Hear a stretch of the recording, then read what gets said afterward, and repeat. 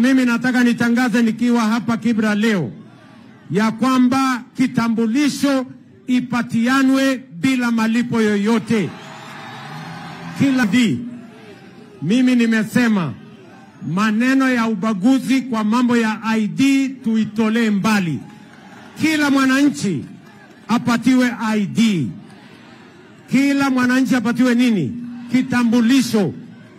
Na mimi nataka nitangaze nikiwa hapa Kibra leo ya kwamba kitambulisho ipatianwe bila malipo yoyote. Kila mtu apatiwe kitambulisho bila malipo na kwa mpango ambayo haina ubaguzi kwa Wakenya. Tumekubaliana jameni?